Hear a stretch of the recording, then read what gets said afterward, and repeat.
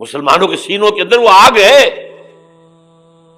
اوپر خاکستر آ گیا ہے، تم کہیں اٹھانا بیٹھنا، یہ اندر تو انگارہ ہے، اوپر سے راکھ ہے، اس سے دھوکہ نہ کھا جانا۔ اس دنیا کے خاتمے سے پہلے خیر اور شر کی قوتوں کے درمیان بہت بڑی جنگ ہوگی، ارمجدون اسے کہتے ہیں عربی میں، اور ارمگڈون اسے کہتے ہیں انگریزی کے اندر۔ اور حضور نے فرمایا ہے وہ جنگ جب ہوگی تو ایک باپ کے اگر 100 بیٹے ہوں گے تو 99 ختم ہو جائیں گے، ایک بچے گا۔ یہ حدیث ہے، حدیث صحیح۔ آرمگڈون نمبر 1، گریٹر اسرائیل قائم ہو جانا اس کے نتیجے میں نمبر 2، مسجد اقصی اور قبۃ الصغریٰ کو گرانا نمبر 3، وہاں تھرڈ ٹیمپل، وہ مسجد جو حضرت سلیمان نے بنائی تھی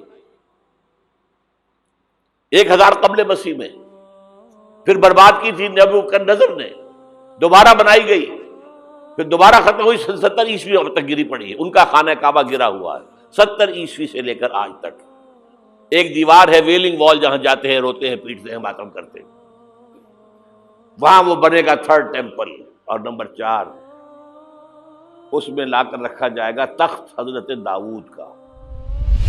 مغرب سے نیٹو فورسز داخل ہو جائیں، مشرق سے بھارتی فورسز آ جائیں، اور ہمارے ایٹمی دانت توڑ کر اور پھر ہمیں بھارت کے سامنے ڈال دیا جائے، نو ڈو ایز یو لائک۔ یہ ان کا نقشہ ہے، ہوگا کیا وہ اللہ جانتا ہے، ہوگا وہ جو اللہ چاہے۔ کہ اللہ تعالیٰ نے معجزانہ طور پر ہمیں ملک دیا، ہم نے اللہ سے بدعہدی کی، وعدہ خلافی کی، غداری کی، لہذا سزا دی جائے اور ہم سے یہ ملک چھین لیا جائے۔ It's just possible. اور وہ greater Israel greater graveyard بنے گا یہودیوں کا، ایک ایک یہودی قتل ہوگا اور دفن ہوگا۔ یہاں انقلاب برپا کرو، یہاں اسلام لاؤ، اگر دھندوں میں لگے رہو گے تو وہ خود بخود نہیں آ جائے گا انقلاب۔ صحابہ نے جانیں دی تھی، کتنی تکلیفیں اٹھائی تھی، 12 برس تک مکی دور کے اندر با نشہ درویشی در ساز و دمادم زن، جو پختہ شبی خدرا بر سلطنت جنگ زن۔ یوم طائف یاد ہے جو حضرت عائشہ فرماتی ہے کہ میں نے پوچھا تھا حضور سے کہ یوم احد سے زیادہ سختی بھی آپ پر کبھی آئی؟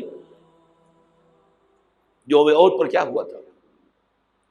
تلوار کا وار پڑا تھا آپ کے چہرہ مبارک، یہ جو رخسار کی ہڈی ہے اس کے اندر وار گیا ہے، اوپر خود کی 2 کڑیاں تھیں وہ اس میں گھس گئیں،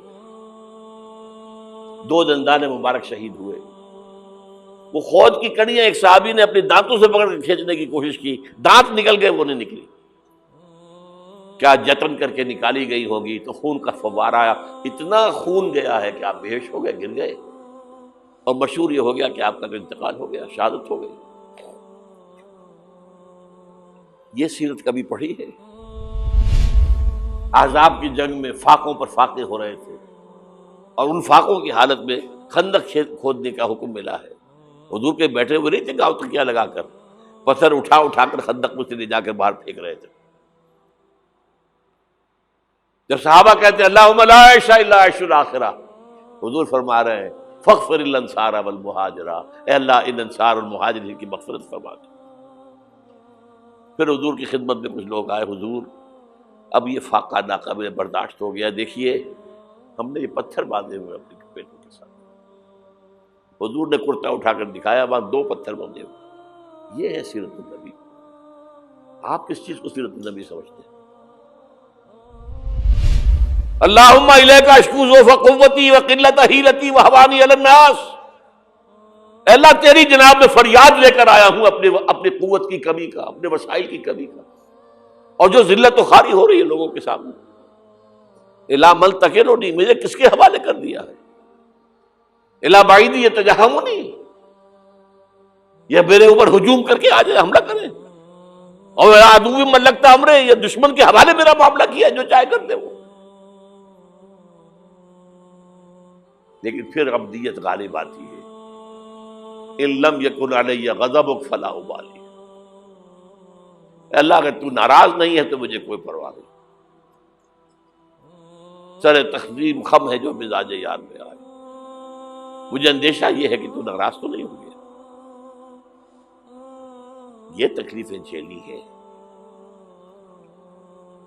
سینکڑوں صحابہ نے جانوں کا نذرانہ پیش کیا ہے.